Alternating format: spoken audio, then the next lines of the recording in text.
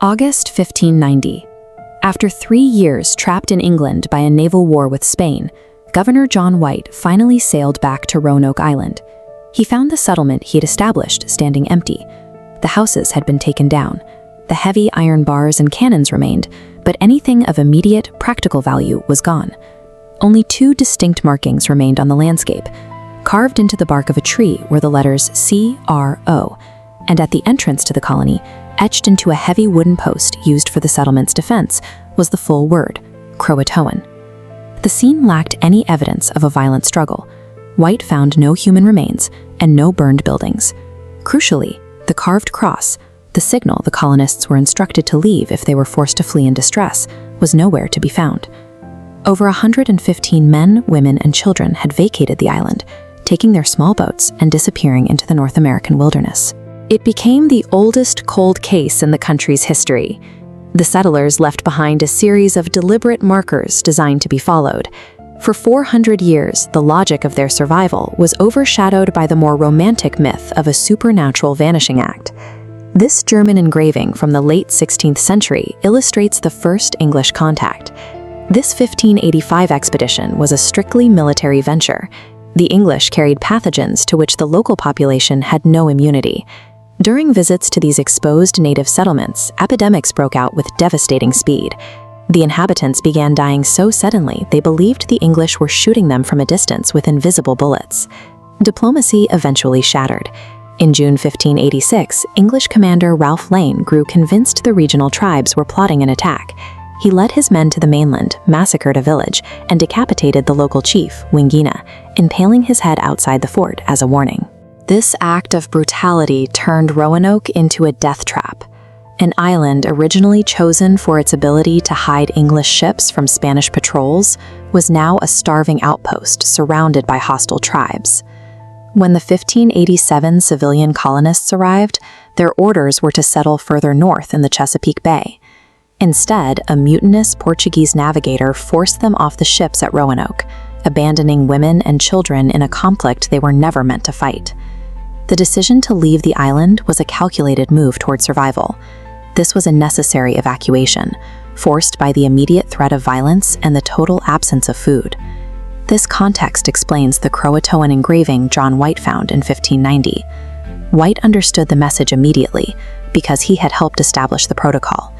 The carving was a set of instructions, pointing toward their intended destination. This map shows the barrier islands running along the coast. South of Roanoke lay Croatoan, home to their only allies. In 1701, explorer John Lawson visited this exact region and made contact with the Hatteras tribe.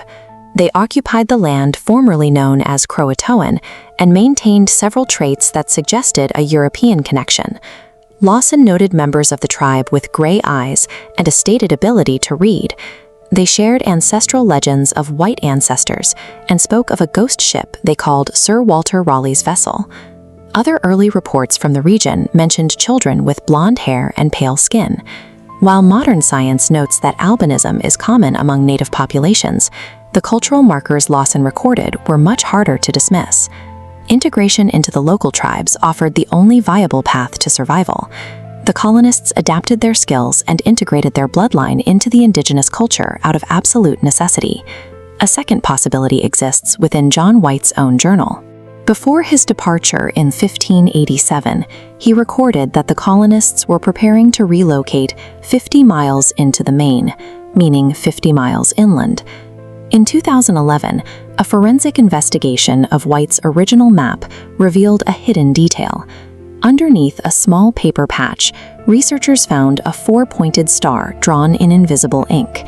This location, known as Site X, is situated 50 miles inland.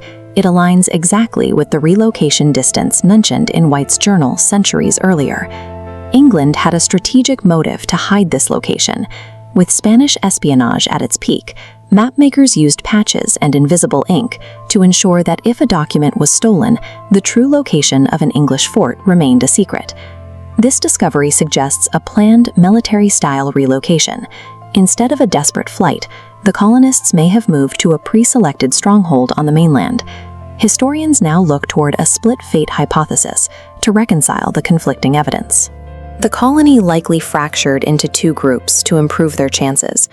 One faction moved to Croatoan to wait for the governor's ships, while the larger body of settlers headed 50 miles inland to build the fortress at Site X. This inland route is supported by the Dare Stones, a series of messages found in the 1930s, recording the deaths of several settlers. While their authenticity remains a subject of intense debate among historians, the stones were discovered just miles from the proposed Site X location. Modern archaeology has moved inland, searching the forests and riverbanks for artifacts that can definitively link the geography to the English presence. The settlers of Roanoke were never truly lost. They were survivors who adapted to the brutal realities of a new continent, leaving behind a permanent legacy woven into the American landscape.